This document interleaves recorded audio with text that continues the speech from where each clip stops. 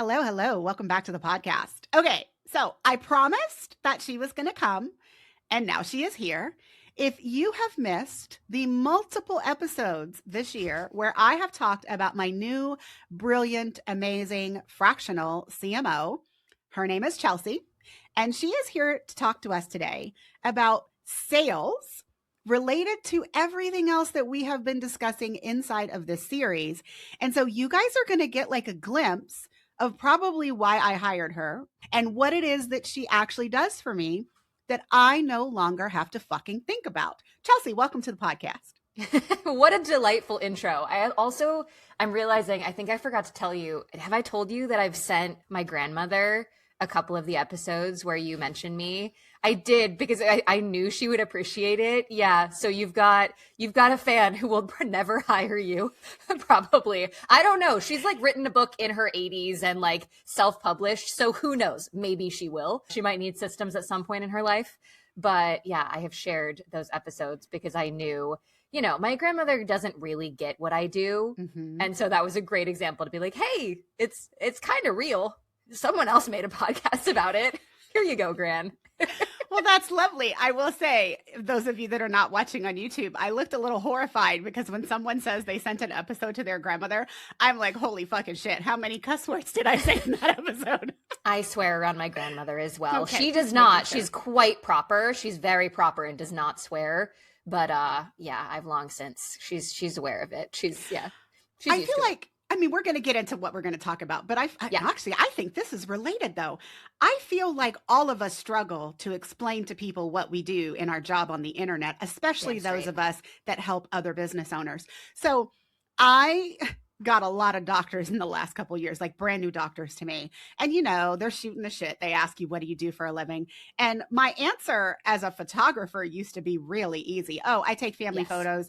And then I would always clarify it with, but I don't take outside portraits. Like I come to your house and I photograph you while you and your kids make pancakes in the morning. And like that is a visual. And my husband repeats it to everybody at his job. And so now I feel a little bad because James actually doesn't know how to explain to people what I do. And I feel like no one else does either. So all these doctors, this is me. Oh, you know how you have that program that will let me schedule my appointment, pay my copay, fill out a questionnaire. I was like, I set that up for small business owners. That is how I describe what I do now. It's bigger, there's strategy, but like for my doctor, I'm like, basically I set up the portal for other small business owners, like photographers, like website designers, blah, blah, blah. I love that. Do you feel like they get it? Because you can tell when someone immediately kind of glosses over and is like, I don't have a follow-up question. I do not understand what this person just said to me. Or versus when they're like, yes, cool. I know where to file you in my brain. Do you feel like they get it based on that?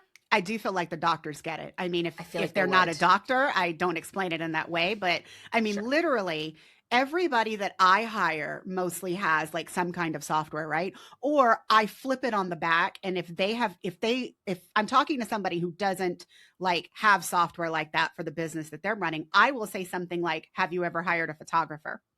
Did they allow you to schedule? So I flip it into like what I used to do and how the software would help a photographer.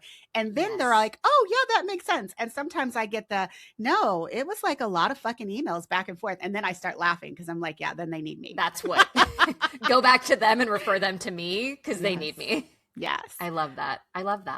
And I feel like this is kind of what we're going to talk about today. So guys, what we're going to talk about today is basically how the fuck to figure out what to say to your audience when you are trying to sell to them. That is what today's episode is. And I think we can all agree we struggle with that so much. I feel like I know what to say, but then I question whether or not it is the most effective way to actually get somebody from discovering me to buying from me. Like I think I talk about my offer well, but I don't know that I do it to the degree that it needs to be to convert someone to A to B in the fastest path possible, which is why Chelsea is here. So Chelsea, what's like the first thing that we really need to like get our head around if we are struggling with what to say when we are trying to sell our services? So first things first, you already identified this. First things first, I want everyone to acknowledge and like take this as a truth in your brain and your body. We all struggle with this and it makes sense. because you're too damn close to your own shit. Mm-hmm. You're too close to it, and you understand things and value things and have a different lexicon. And literally, you have a different mental model of your work, the offer, the value of your offer. You have a completely different mental model also of like the internet and how you relate to emails and how you relate to threads. All of these things, you have a different mental model than any of your ideal customers. That's normal. It's part of what creates the friction. And all that means, though, is that we need to insert a process and really kind of a translation layer around how do I translate my expertise, my knowledge, my genius, my relationship to emails, blah, blah, blah, all these different things. How do I translate that into this is the work that I do, and this is what my ideal person needs to hear based on their current mental model of the problem of my photography business is a mess and I have to email 17 times back and forth to book a freaking project, right? Like, we need to be able to speak to them in the language they are using before they've ever worked with you, before they've ever hired you. So that starts, though, because a lot of the times I tend to work with genius visionaries who are at times, I mean, I say this about myself too, who are at times a bit bratty. I don't actually feel this about you, Coley. I've never felt it about you. I mean, I'm like, she is really couching her fucking words, y'all. Continue. But I genuinely haven't. I would say it if I had. I feel like you are, and I think some of it is like you've been in the industry long enough and like been in business for yourself long enough. And I don't know, maybe it's the professor vibes. Like, you've just got a grit that like you are seasoned. I feel like you are seasoned. I feel like we're not going to bring in human design, but I feel like after I learned my human design, I feel like that also explained a lot of, because my ideal audience does want me to tell it like it is. And so yes. I feel like my struggle, and when I start to sound inauthentic, is when I'm trying to say it nicely. And so in this last year, I'm just like, fuck it. I don't have time to say it nicely. You have shitty ass systems. If you want to continue with those systems, have at it. But if you are ready to do something about it, let's work together. Like, I don't want to, you know, that your systems are shitty. It's whether or not you're going to take action and do something about it. Like, I can't be nice anymore. Like, it's a, here we go. Or no, you're still stuck in indecision. And like, I can't deal with indecision. Like, I am here to help you make decisions. But if you are not ready to like be in that place and you just want to, you know, think about it somewhere. No, I'm not your girl. Like, no. I'm not. Absolutely. Absolutely. And so this is where I think I love to start for people who are like so attached to their offers and like have a really strong sense of what the offer is and have a really strong attachment and like opinion about what the offer is and what the value of their service is and things that like, I know this is valuable and I know what people need. I really like to start with the offer promise. And I think of it, I'm a creative at heart. So I think of it really in these sort of like two layers. When I'm building for people, when I'm like working with people, your offer is the first place where you are the artist. And I like for you to have complete permission to drop into, okay, I've got this offer.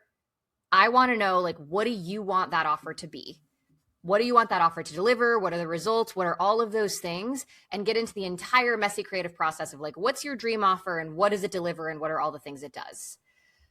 That's where you get to be the artist. You're the creative. We're not even necessarily thinking about the ideal customer.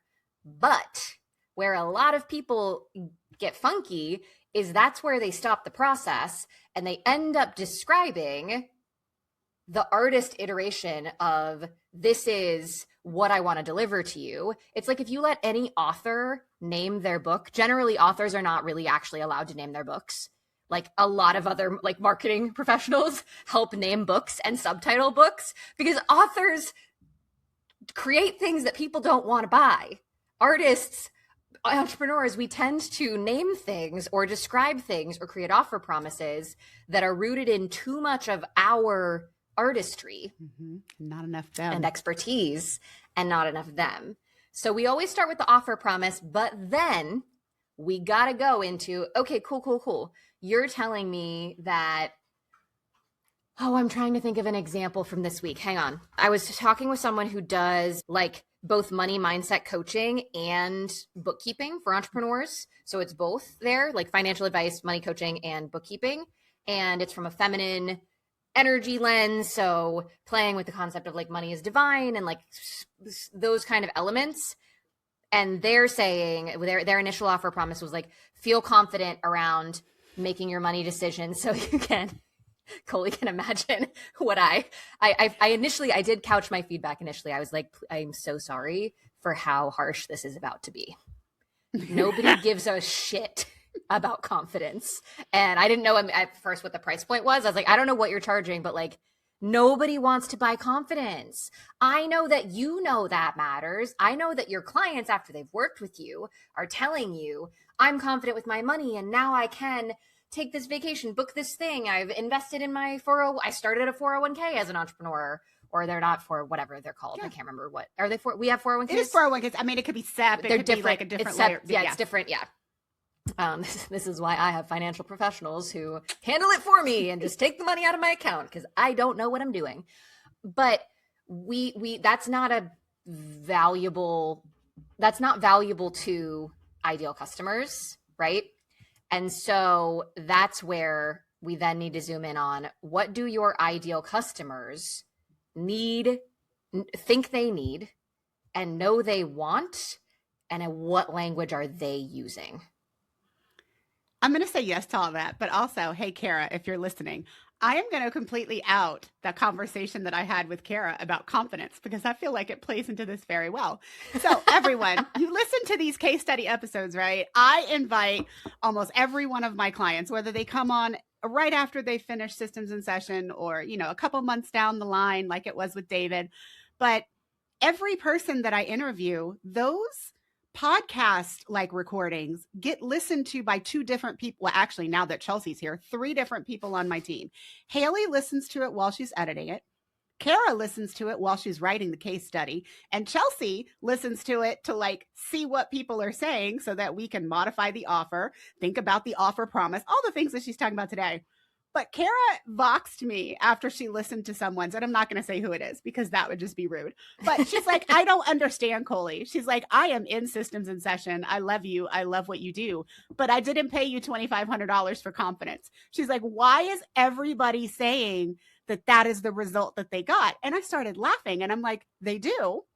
And I realized I had really started talking about this confidence as like, not an offer promise, but maybe like a tangential result of being in the program. So you lovingly were like, okay, but no, what are they confident in? That's what we need to talk about. Raising their prices, using a system that they were scared to use before. So I just wanted to bring this up that yes, we're not selling confidence when every single one of them is mentioning how much systems in session increased their confidence as a business owner. I can't ignore that because all of them are saying it. And I'm letting you guys hear it when they say it in the interviews.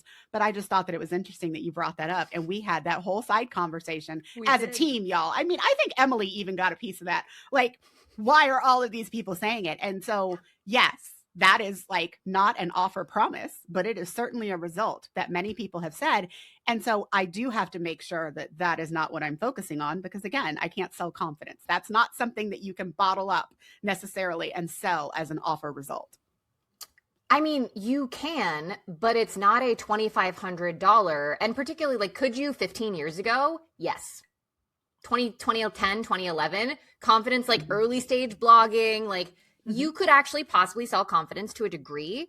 It would be probably a lower price point. Even in like the first wave when I came up 10 years ago, like there were some offer promises that performed well that would not play today. There were many that would not play today, including mine, most of my early days. But confidence is, I don't want anyone to feel like, I love this example because I don't want you to feel like you can't talk about confidence. What are my my red flag words? Confidence, empowerment, clarity. Yep. Yeah, those are three big ones. Confidence, empowerment, and clarity are 3 words that, yes, are ubiquitous results across many of the people that I work with. no matter like what service you provide, what industry you're in, a lot of the times empowerment, confidence, and or clarity are byproducts of what you are doing. And those are not $2,500 results. Yes. Where we get to consider weaving this in is confidence. This is always like the prompt that I give peeps when I see clarity, empowerment, confidence, or any of these other words. The prompt is always, okay, confidence so that you can what? Raise your prices. Raise your prices.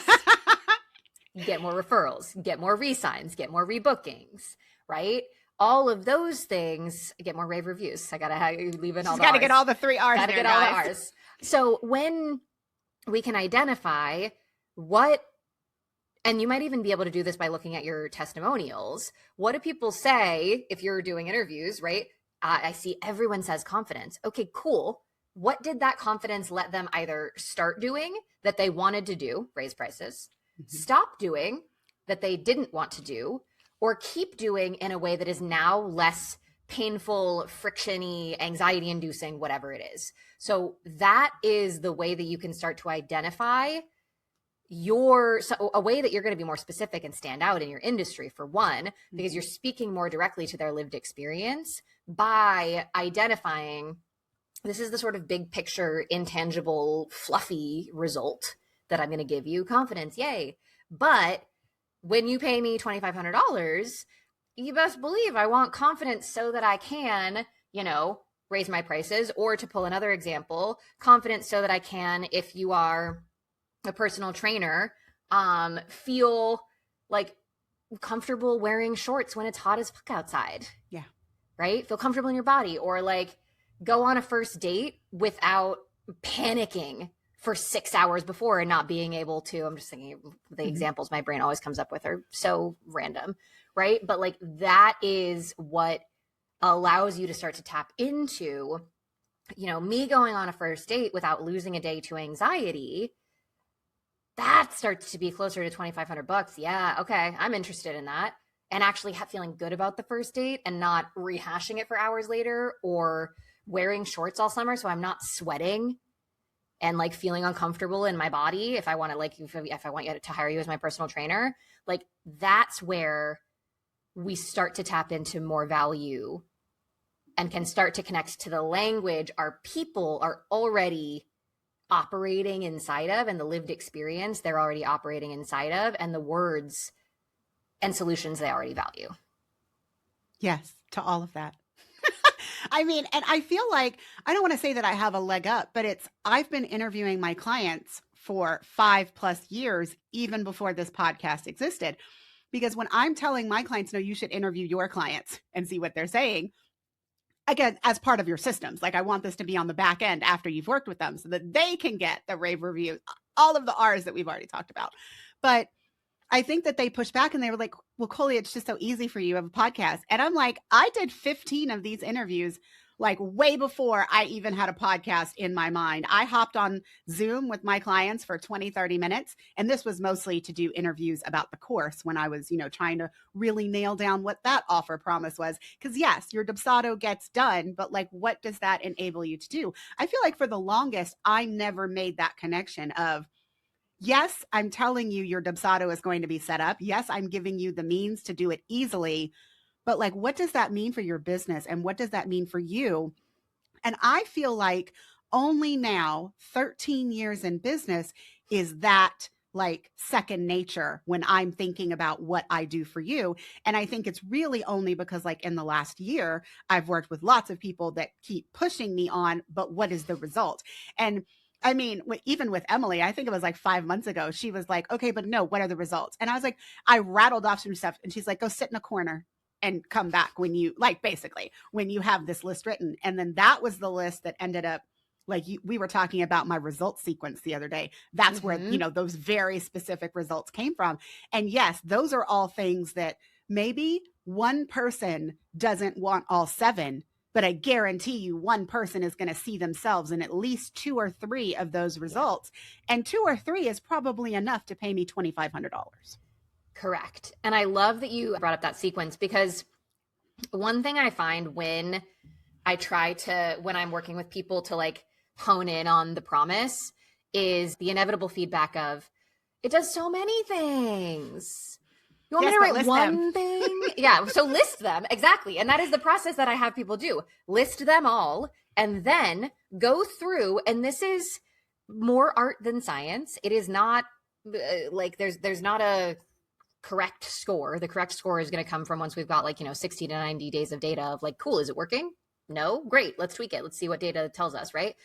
But I want you to look at what are all of the results, and then from the lens of your ideal customer and understanding their lived experience, what they already know about their problem, how they define their problem, what they'd be Googling about their problem, what books have they tried to get to solve their problem, whatever, what freebies have they downloaded to solve it, et cetera, et cetera.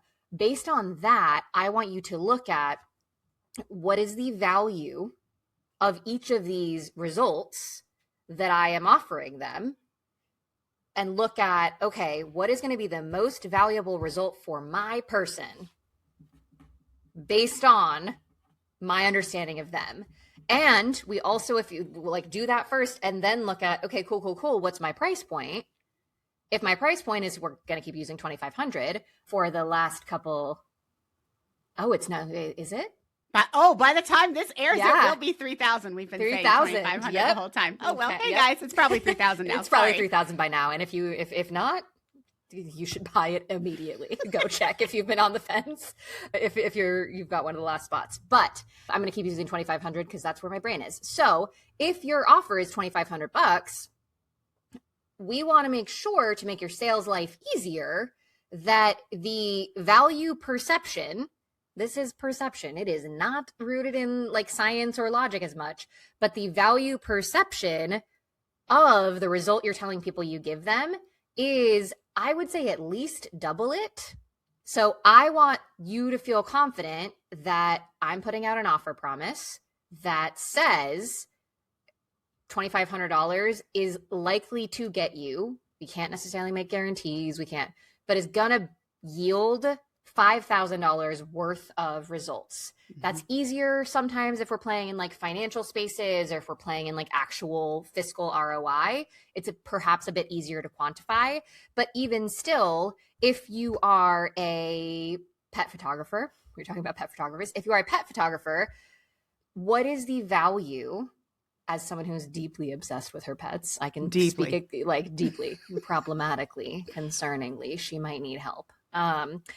But as someone who's deeply obsessed with my pets, I can say, yes, if I don't like to think about the times when they won't be here, but having photos of them and keepsakes and the moment of remembering the experience of doing these photos with them, I mean, it's invaluable. It's at least $5,000, no question. My wedding photography as well. I'm obsessed with my wedding photos almost 10 years later. Absolutely love them. I just remembered someone asked me to send them some the other day, and I need to send them to them. And I was like, you're asking a bride to send her wedding photos 9 years later? Yes. Okay. Twist my arm. How many is too many? You must give me a limit, because I will overdo it.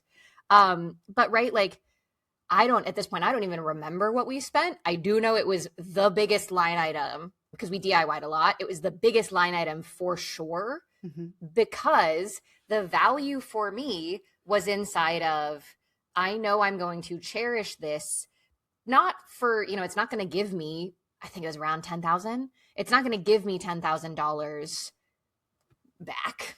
That's not going to be the ROI, but being able to reconnect to this moment viscerally and remember it and feel all of those pieces. Yeah. Deeply worth.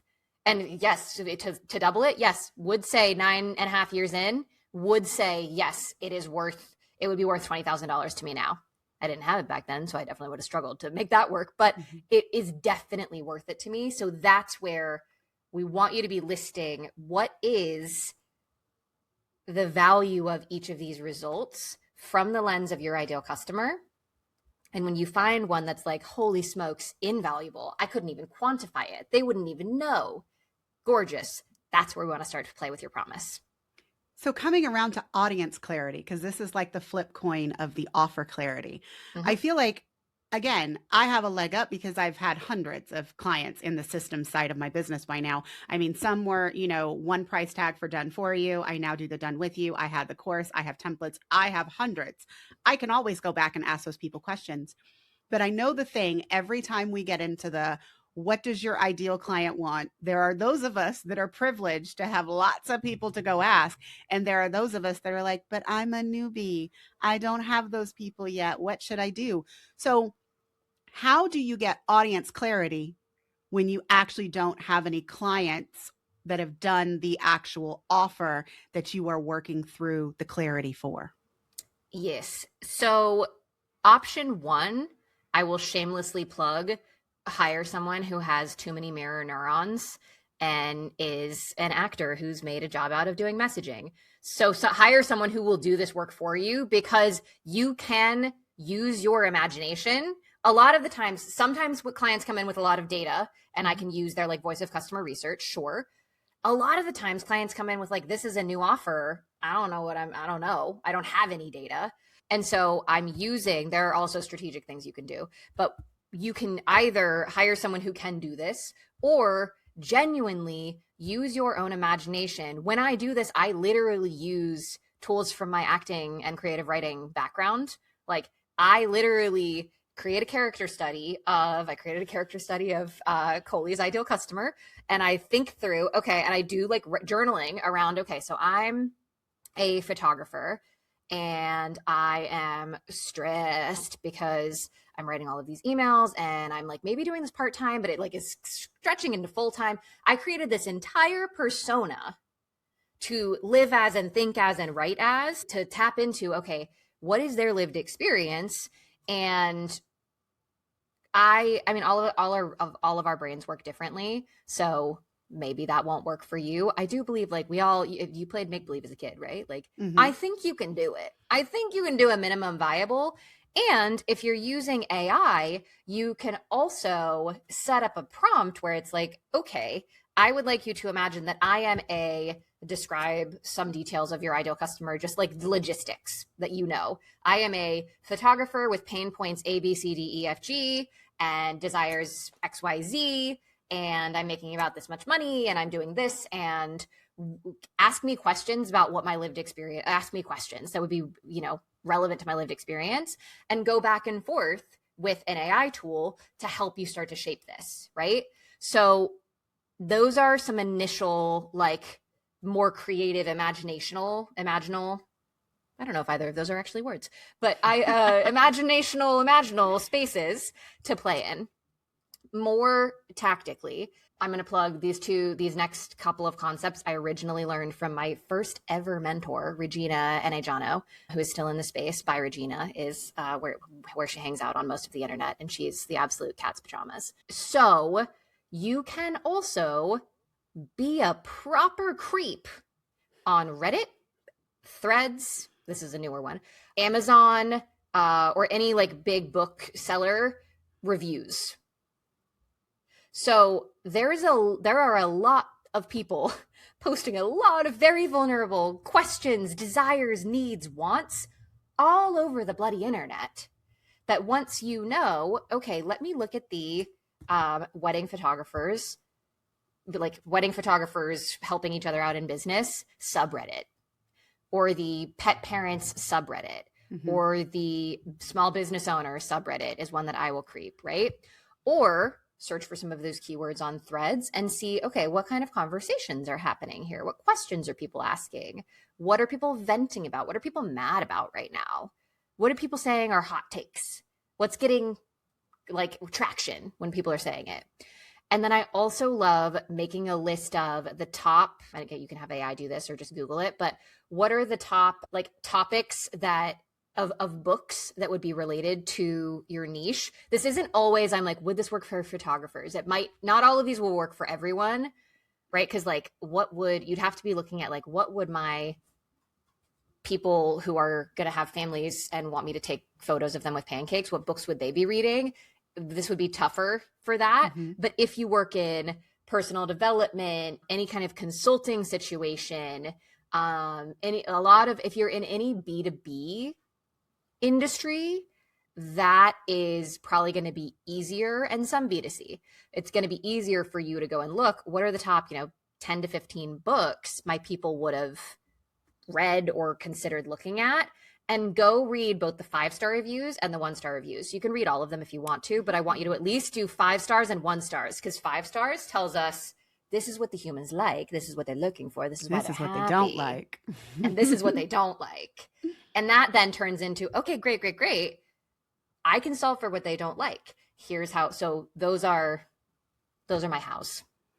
I mean, I feel like we haven't really gotten around to organization, but yes. So you're getting clarity on your offer, you're getting clarity on your audience, and then the middle is basically what you need to say to your audience in order to bring them from discovering you to a different stage of buying.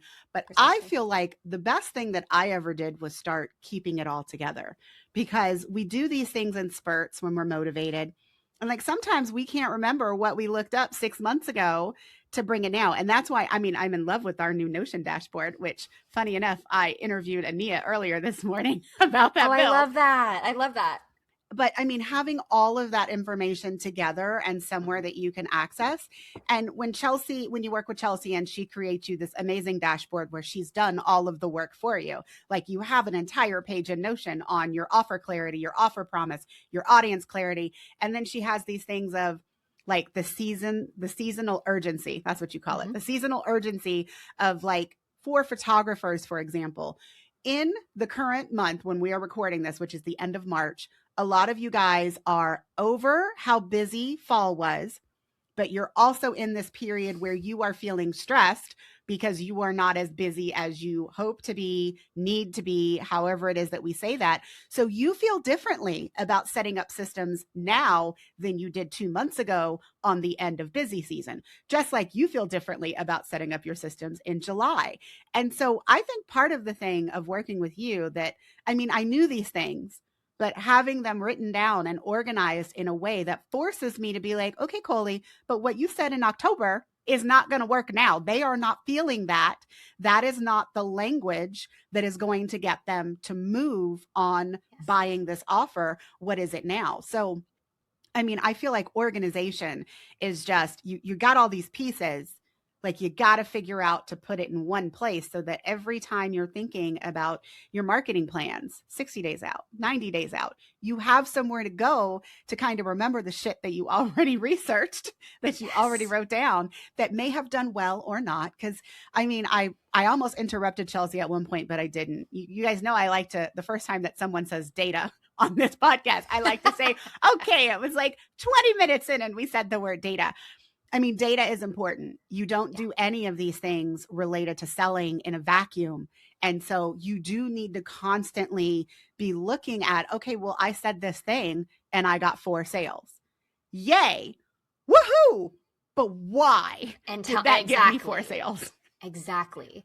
And the more you have, because a lot of the times I've found, and this was my reality for the first, many years of my business, whenever I got success, I couldn't really figure out why. I was doing best guess iterations of why, largely because I had no organization around where I was doing my messaging. I had my data, but I was not necessarily good at like organizing it. So I could look at these little pockets of, okay, this particular email created 4 sales, but I wasn't yet looking at, all right, this email created 4 sales or this thread created 4 sales, whatever. But what was the ecosystem around it? What was the architecture leading up to it, right? And I think that one of the things that helps by having an organized messaging dashboard per offer, I would say, I do like having it per offer, or at least like concept. You might have like kind of one big one and then like a smaller zoomed in one, but having that also helps you interpret what the data is telling you. Because when you see, all right, this email worked well or didn't work well, okay, cool. Let me go back and look at the different emotional season and just remind myself, okay, cool. I was sending this in March and this is what like my people's lived experiences. This is what they've been saying because I'm updating my dashboard when I see relevant things on threads or I have updated client data. I'm updating it periodically. It allows you to make sense of the data in a way that is, even those of us who are like really good at like Google Analytics and looking at, what is it, Hotjar, like looking at the behind the scenes, like even those of us who have the most data can still be flying a little bit best guess of like, well, that Hotjar and this says this and the Google says this, but I can't quite tell where it came from and like, what does it mean? It helps when you are able to zoom out and see, I've got the overall organization of my messaging strategy, my offer positioning strategy, the lived experience of my people, what's going on, why I wrote this post at this time. And then I can start to see, you can add in that strategic context in your data analysis, which will help you make better decisions going forward. All of that, yes. And I feel like I just want to sprinkle in, this is not Chelsea telling you that you have to be visible on Instagram and Threads 10 times a day. Like, I would rather eat bugs. Take me back to Fear Factor. No. I'm really only bringing that in because when we talk about organizing this messaging and like doing all of these things, what Chelsea's talking about to me is a lot of work, like gathering the data, writing the stuff. But what she's not saying is you do all this work on your positioning and your messaging, and then you got to go create hours and hours and hours of content. Like, having worked with Chelsea, I know that that's not what she's saying. And I just want to make sure that we are making that clear and abundant, because you want to be thoughtful and intentional with what you're putting out there. And then you want to make sure that you are really thinking about how it landed, what that means, before you make huge, pivots in your messaging for the next time. Absolutely. And I will, so the name of my initial like sprint style offer is the Say Less Sales Campaign Sprint. I intentionally, it took me a while. It had bad names. This is usually the case for me. It has like useless descriptive names. My things have useless descriptive names until I find what their name is. And I just accept that and keep moving. And so you can sell things with bad offer or with bad names. You can sell offers with bad names, for the record. But it's called Say Less. Yes, because I was delighted when I came up with it, and like it's cute, and I think it's alliteration. Cute. Yeah, it's cute. And it obviously makes for like a lot of cute. There's lovely wordplay inside of the marketing of it.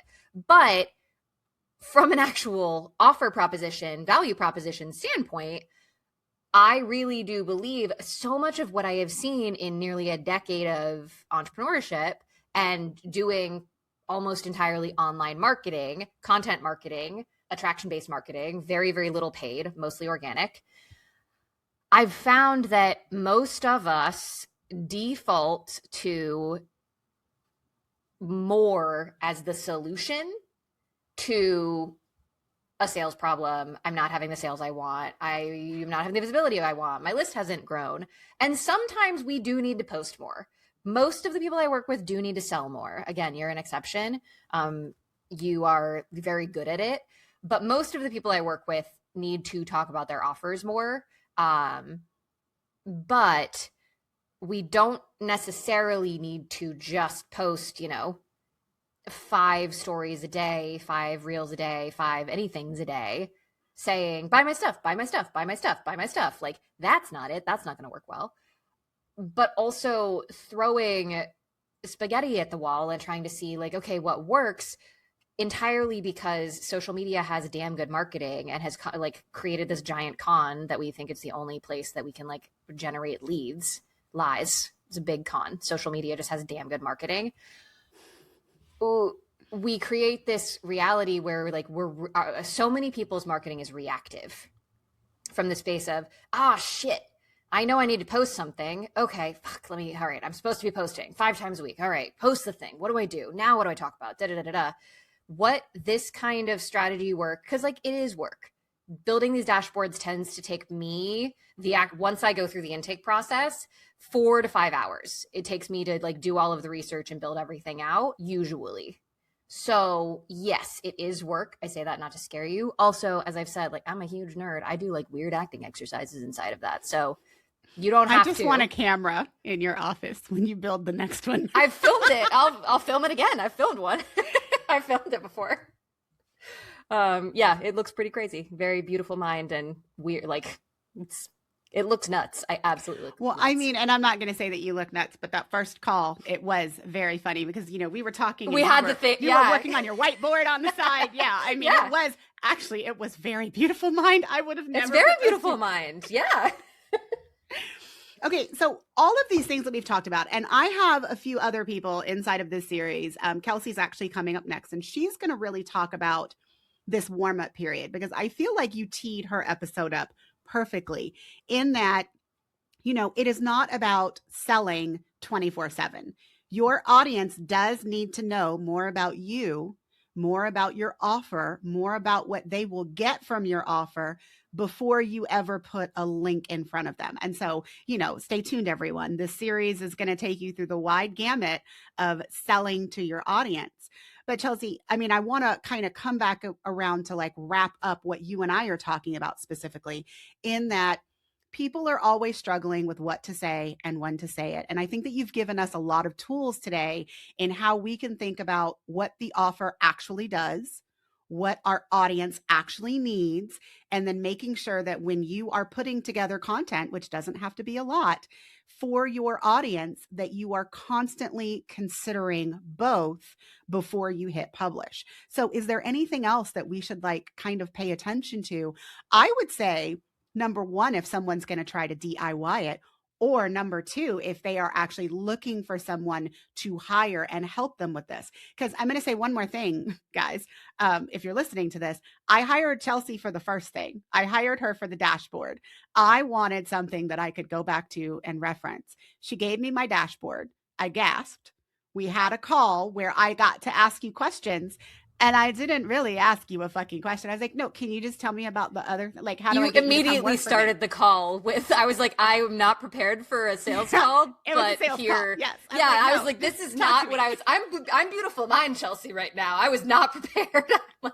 I was like, I've got my like markers and I've got my Post-its. I was not ready for that. So the additional thing that I want you to consider, offer promise. So the 3 frames I want you to consider here are, first, based on your understanding of your ideal customer, who they are, you've maybe done the weird acting exercise, you've gone through some of these questions, you understand them to a degree, to the best of your ability.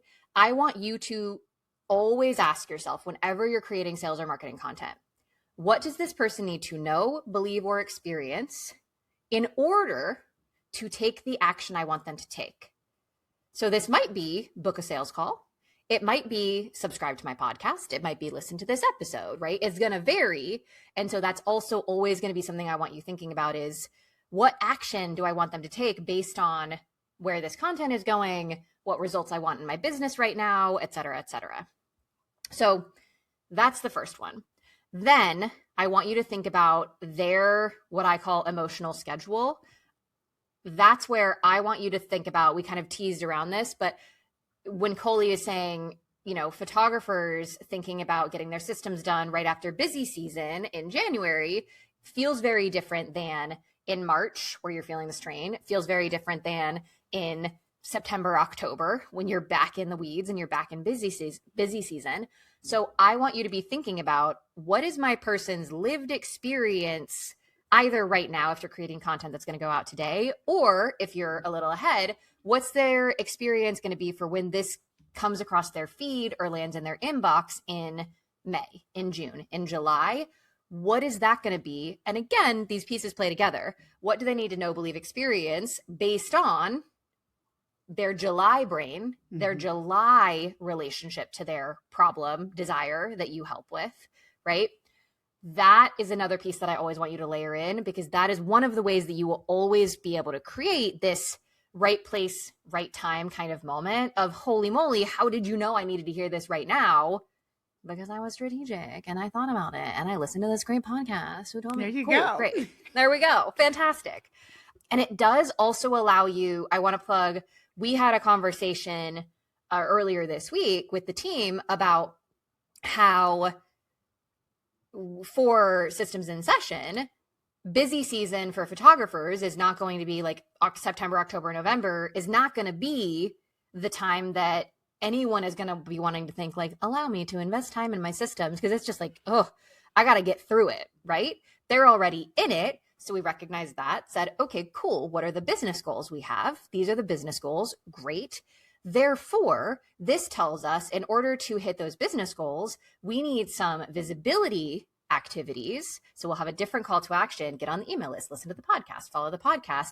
But we have some visibility goals around bringing in people who are going to be in a different lived experience, a different emotional schedule in September, October, November, when we want to be selling those systems and session spots, right? So that helps you shape not just what content am I putting out, it helps you shape what's the theme of the webinar I'm going to do, when should I do my launch, who do I need to be reaching out to for referrals, or what podcast should I be pitching to go on? This is so much bigger than just what do I say on social media? It's what do I say across the entire ecosystem and helping shape the strategy and timeline of everything. Frame number 3 is that I want you to always be able to be thinking about why now. This is going to tie into your emotional schedule, but I want you to always think about what is at stake. What are the particular stakes based on when I'm putting this content out? What are the stakes for my person if they don't take action in late March, in April, in May? What's at stake for them that's different based on, again, their emotional schedule? Then I always want you to be thinking about why you or your company / why the offer. So why Coley, why systems in session? Why Chelsea, why Say Less campaign sprint, right? I want you to be able to think about what is unique about your opinions, your concepts, your frameworks, the way you approach things. Like one example for me, I'm sure there are plenty of other people, I just don't know any of them. I do weird acting shit and creative writing shit for messaging and look all beautiful mindy. That is genuinely just my process, but by sharing it, it creates a differentiating factor for if someone's like, I do not like the concept of that. That sounds weird. Fantastic. I have repelled you. You're not a client. Great. Love this. Beautiful. And for someone who's like, that sounds cool. That's going to give me an interesting concept. I like that. They might lean closer. They might want to follow me, get on my email list, whatever the hell. And so I want you to always be able to have what's the why now factor of this asset I'm creating, the promise I have right now, the sales page updates, whatever. What's the why now and what is the why you / why your offer differentiation? Yeah. So everyone that's listening to this, you're welcome. This is the brilliance that I get from Chelsea all of the time. It has truly made me think about the way that I talk differently because for me, I will say, and my professor brain, I explain to you what we're going to do, how we're going to do it, and what is going to be done at the end of our time. And while that is great and that is needed, that is not what gets people a majority of the time to hit buy on an offer. Me explaining to them that your workflows will no longer be broken is not enough. Me telling you it will take this many days, I have this many video trainings, I have this many templates. It does appeal to a certain kind of buyer, but it does not appeal to all buyers. And so I just wanted to have Chelsea and everybody else who's in this sales series this month on the podcast to give you guys different ways of thinking about selling your offers. Because the one thing that I ask my clients all the time is, but when is the last time that you made an offer to someone? And, they're like, oh, I posted on Instagram. Did you ask for the sale? They're like, oh, no, I just shared content. Yeah, no. Asking for the sale is a needed, it's required, it's a must. And so if that makes you feel uncomfortable, I am hoping that what Chelsea has shared inside of this episode is going to help you get over the hump of being uncomfortable asking people to pay you money. I have no problems asking people to pay me money, none. Same. But I do need help in making sure that when I ask for the money, I'm focusing on the part that my audience needs to hear and not necessarily what is second nature to me to explain as your systems professor. Precisely. And that is, getting stuck. I say this is one of the most common things I say is love this copy. You're too much in the how. You're too much explaining how and not the so you can. Across industries, across all the things with my healer people, my woo people, my yoga teachers, my systems people, all of them, my finance people. So often it's like, fantastic. I love that you're doing my books. Tell me more about what this differentiates. Tell me more about what this means for me. Tell me more about what this gets me. Who do I get to become on the other side of this? Is there an aspirational identity? There's so many ways you can take this. And it's not that we don't include the how. All of this info about what's included, what you get, what is the all those pieces are useful, and our analytical buyers need those. Those are just usually pieces that come later in a sales decision for the analytical buyer or anyone else. It's like the confirmation gut check after I've identified, oh, I like what you're putting. I like this promise. I'm interested. This is cool. Yes. I think I want that. Let me move closer. Then I go into logistics. I mean, I just had a conversation with someone on Instagram, and it was that. I mean, there were all the things that she was looking at. She heard me do guest teaching, and then her questions started to be about the how. But I never would have gotten to the how if there wasn't something else that I said that like triggered for her that it's the aspirational identity. It's that I'm going to help her finally complete this thing that's been on her to-do list for months. Now she wants to make sure that she understands exactly how we're going to do it. But the first part is needed, or they won't care about the second part when you're explaining how. Correct. Or they will care, but they're going to be price checking you. They're going to be in their analytical brain only and not connected to their actual desire.